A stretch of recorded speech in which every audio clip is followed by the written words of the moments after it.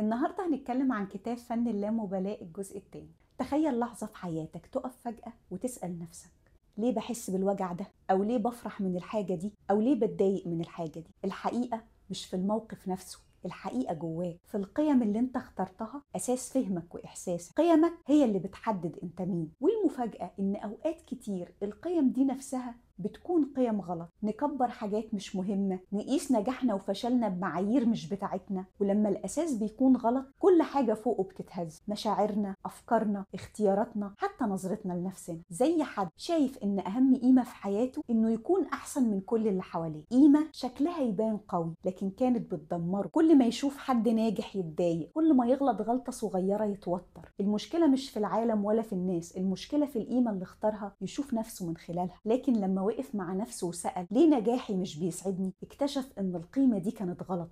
بدلها بقيمة حقيقية، انه يبص لنفسه ويحسنها كل يوم حتى لو خطوة صغيرة. بطل يقارن نفسه بالناس، بقى واقف على أرض ثابتة. لما بنختار قيمنا صح حياتنا كلها بتكون متوازنة، عقلنا صافي وقلبنا مرتاح. تخيل نفسك كل يوم بتدور على أكلة حلوة، على فيلم حلو، تتفرج على السوشيال ميديا، أي حاجة تديك إحساس سريع بالمتعة. في البداية هتحس إنك مبسوط والوقت ممتع، بس بعد فترة السعادة دي بتختفي بسرعة وتبتدي تحس إن مفيش حاجة بقت بتبهرك. كتاب فن اللامبالاة بيقول إن المتعة شيء جميل وطبيعي، لكن المشكلة لما نخليها هي بس هدف رئيسي لحياتنا. المتعة سهل تتحقق لكنها سطحية وصعب تفضل، ومفيش فيها شيء يبني حياتك على معنى حقيقي. والناس اللي بيدوروا على متعة سطحية بينتهي بيهم الحال إن هم مكتئبين. الحل مش في تجنب المتعة، الحل في ترتيب أولوياتنا على القيم الحقيقية، زي إننا نلتزم بأهدافنا، نكون علاقات صحية مع ناس بنحبها، نشتغل على نفسنا كل يوم. ولما نركز على القيم الحقيقية دي بنبني حياتنا على أساس ثابت،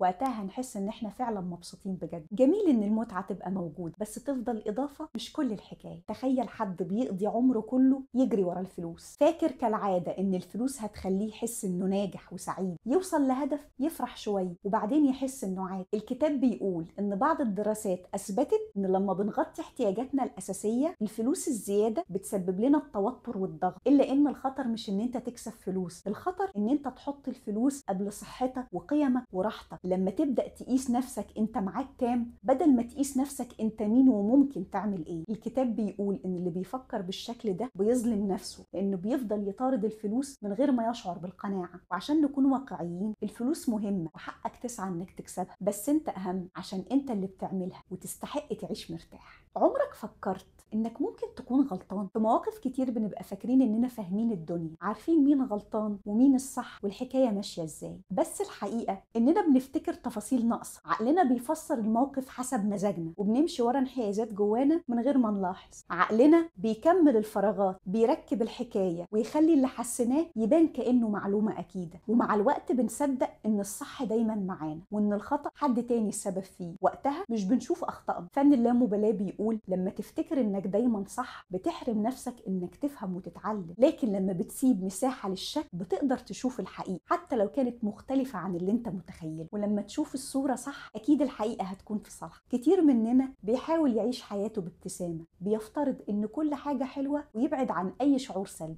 الا ان الكتاب بيقول الايجابية الزيادة عن اللزوم مش دايما حل، لاننا لما بنهرب من المشاعر الصعبة بنحجب عن نفسنا الحقيقة وبنحس بالعجز وبنفقد القدرة على التعامل مع مشاكلنا بوعي.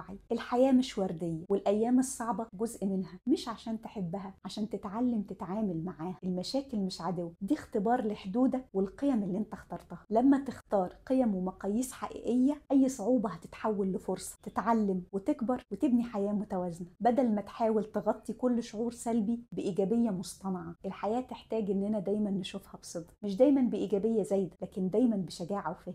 الكتاب بيقول أي مشكلة بتحصل لك مسؤوليتك أنت، رغم الظروف الصعبة، رغم الناس اللي أذتنا، رغم كل اللي حصل وضايقنا، إحنا المسؤولين عن حياتنا. ممكن نكون مش قادرين إننا نمنع الخسارة أو الغياب أو الألم أو حتى المرض، لكن دايما قادرين نتحكم في تفسيرنا للي حصل وطريقة استجابتنا ليه. التجارب الصعبة دي جزء من الحياة وبتحصل لكل الناس، فقدان شخص غالي، خيبات أمل. كل اللي نقدر نعمله هو إننا نتقبل اللي حصل، نحس بالألم ونسمح لنفسنا نعيشه. في اللحظة دي بنفهم نفسنا أكتر ونتعلم من تجربتنا. وقتها بنحس فعلا إننا مسؤولين عن حياتنا. وقتها هنقدر نتحرك لقدام بخطوة أقوى حتى لو أهل. لما بيحصل لك موقف صعب مع شخص ممكن تحس إنه ضدك وعدوك، أول شعور بيجيلك هو الغضب والرغبة في الرد، وده جزء طبيعي من المقاومة الداخلية اللي جوانا. لكن لما تحاول تقف مع نفسك وتهدى وتشوف الموقف من بعيد وتحاول يكون عندك شيء من التفهم، هتكتشف إن الغضب مش دايما حل ومش هيفيدك. الكتاب بيقول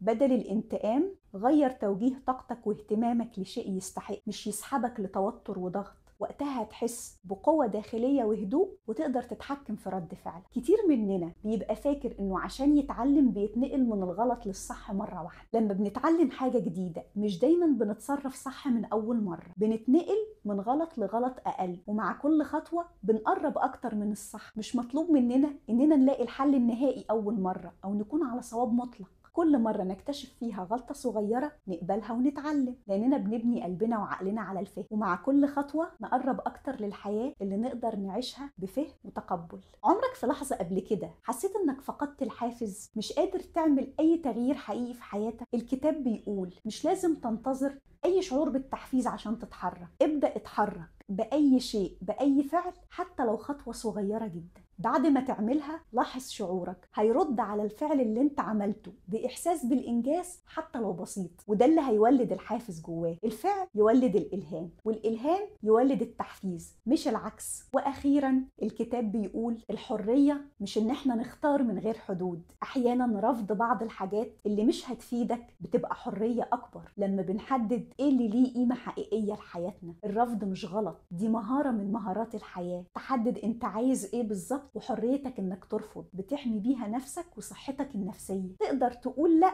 وتقبل برضو انها ممكن تتقلك. ده كان الجزء الثاني من كتاب فن اللامبالاة، ونتقابل في كتب جديدة.